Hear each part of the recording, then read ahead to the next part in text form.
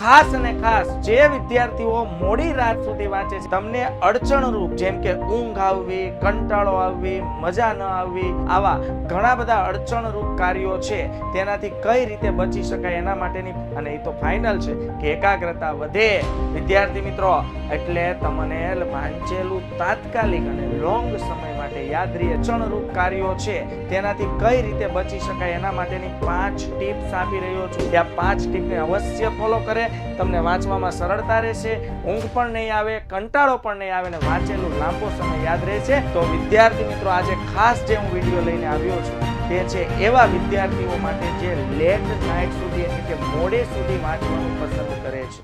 નમસ્કાર વિદ્યાર્થી મિત્રો, વિદ્યાકુલ ગુજરાતી ચેનલમાં આપનું હાર્દિક સ્વાગત છે. પરીક્ષાઓનો માહોલ નજીક આવી રહ્યો છે, વિદ્યાર્થીઓનું ટેન્શન વધતું જાય છે. ઘણા બધા વિદ્યાર્થીઓ એવા છે જેને સવારે વહેલા જાગીને વાંચવું ગમે છે, કારણ કે પરીક્ષા નજીક આવી રહી છે.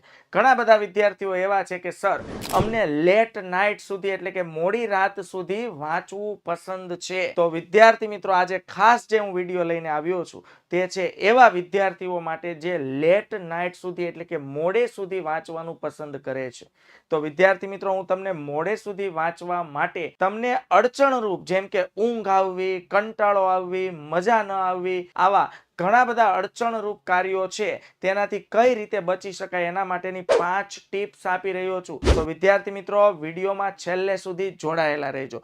તો મોડે સુધી જો વાંચવું હોય અને મોડે સુધી વાંચીને સારા માર્ક્સ કવર કરવા હોય તો પહેલી ટિપ્સ છે વિદ્યાર્થી મિત્રો, યુઝ વેસેલિન. હા, તમે શિયાળામાં જે હાથ પર ને ત્વચા પર લગાવો છો ને, એ વેસેલિનને તમારી આંખના જે ઉપરના પોપચા છે તે પોપચા પર, પાપણ પર વેસેલિન લગાવવાથી ત્યાં વિદ્યાર્થી મિત્રો એ અલગ પ્રકારનું મુલાયમ પાપડ બનશે અને તમને વિદ્યાર્થી મિત્રો ઊંઘ આવવાનું પ્રમાણ ઘટી જશે, એટલે કે ઊંઘ નહીં આવે. કારણ કે અવારનવાર આપણે લેટ નાઇટ સુધી વાંચતા હોઈએ, સવારથી સાંજ સુધીનો એમએ વર્કિંગનો આપણને થાક લાગ્યો અને પછી મોડે સુધી વાંચીએ તો ઊંઘ આવે, સ્વાભાવિક. પણ વિદ્યાર્થી મિત્રો, આ ટીપ અપનાવી જુઓ, એ કઈ નુકસાનકારક નથી. આંખના પોપચા પર, આંખની પાપણ પર વેસેલિન લગાવો અને વાંચો, એટલે તમે હજુ 1.5-2 કલાક ખેંચી શકો. ટીપ નંબર 2 વિદ્યાર્થી મિત્રો, આપણા ઘરમાં પોતાના હાથમાં જેટલી ઘડિયાળ છે ને, એને આપણે વાંચવા રૂમમાંથી દૂર કરો. જ્યાં આપણે વાંચવા બેસીએ છીએ એ જગ્યાએ ઘડિયાળ પણ ન હોવી જોઈએ.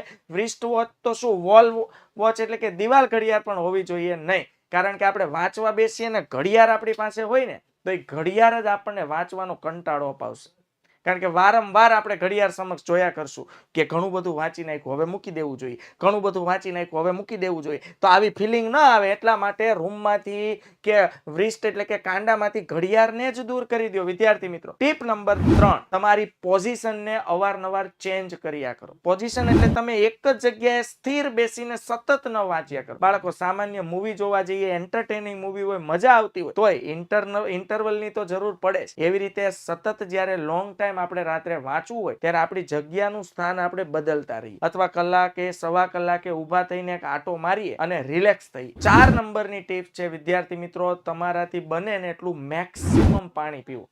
વધારે પડતું પાણી પીવાથી તમારી બોડી એક્ટિવ રહે છે, બોડીમાં ગ્લુકોઝનું સ્તર જળવાઈ રહે છે અને તમારા કોન્સન્ટ્રેશનમાં, એકાગ્રતાના પ્રમાણમાં વધારો થાય છે. અને એ તો ફાઇનલ છે કે એકાગ્રતા વધે વિદ્યાર્થી મિત્રો, એટલે તમને વાંચેલું તાત્કાલિક અને લોંગ સમય માટે યાદ રહે, જે પેપરમાં ખૂબ ઇફેક્ટિવ સાબિત થાય છે. અને 5મી અને લાસ્ટ એટલે કે છેલ્લી ટીપ, તમારા મોબાઈલ જો તમે વાંચતા હો અને બાજુમાં પડ્યા હોય તો એને દૂર કરો. પણ જો વાંચતી વખતે બાજુમાં મોબાઈલ રાખવો જ પડે તેમ હોય તો મોબાઈલમાં આવતા નોટિફિકેશન બીપને સાયલેન્ટ કરો. કારણ કે નોટિફિકેશન આપણું ધ્યાન ડાયવર્ટ કર્યા કરે છે વિદ્યાર્થી મિત્રો.